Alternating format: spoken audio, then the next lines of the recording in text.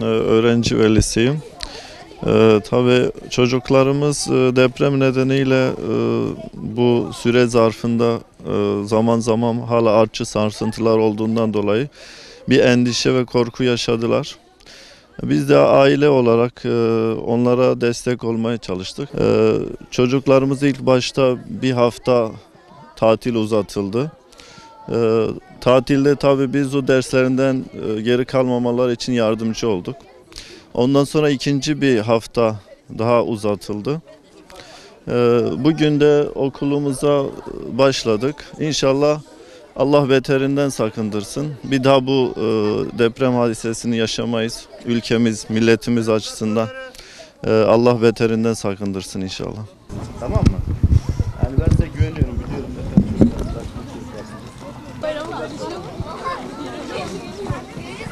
Depremden evi etkilenenler var mı? Evet.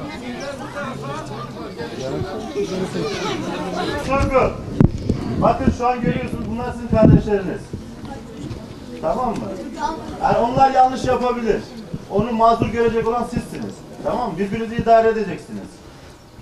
Siz onların büyüklerisiniz. Onlar size örnek alacaklar. Bir şey söyleyeyim. Çocuklar özellikle bahçede oynarken, girer çıkarken çok dikkat etmeniz gerekiyor. Artık daha kalabalığız. Bahçemiz küçük. Tamam mı?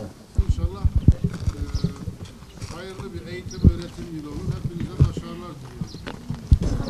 Adım Nisanur. Evet. Soyadım Aslan. Evet. Nasıl geçti tatil? Çok kötüydü.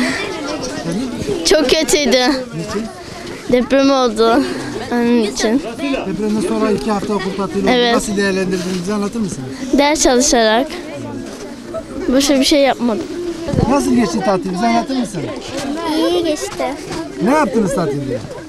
Ha? Tatilde ne yaptınız? Gezdik, dolaştık. Başka? İsmim Yusuf İslam, soyadım Çetinkaya. Tahsin Başdemir Ortaokulu'nda okuyorum. 7A sınıf öğrencisiyim. Ara tatil nasıl geçti? Abi çok kötü geçti ya. Bir deprem oluyor, bir şey oluyor. Yani şehitlerimiz falan var. Biraz kötü geçti. Ne yaptınız tatilde, ne yaptınız? Tatilde vallahi evdeydik. İşte Malatya'ya falan gittim. Abi kitap okudum. İşte arada sırada ders çalıştım. Hani son hafta daha çok ders çalıştım. Söyleyeceklerim bu kadar. Adım Hamza. Soyadım Kuru. Depremden dolayı 2 hafta tatil oldu. Liseliler de buraya geldi. İlkokullar da buraya taşındı onun yüzünden. İşte öyle. Ne yaptınız siz normalde? Diğer öğrenciler 2 hafta tatil yaptı. Siz 4 hafta tatil yaptınız. Bu tatili nasıl değerlendirdiniz? Ne yaptınız tatilde? Ders çalıştık. Kitap okuduk. Öyle geçti işte. Okullar tekrar açıldığı için çok heyecanlıyım. Tatilde bol bol test çözdüm. Bu kadar.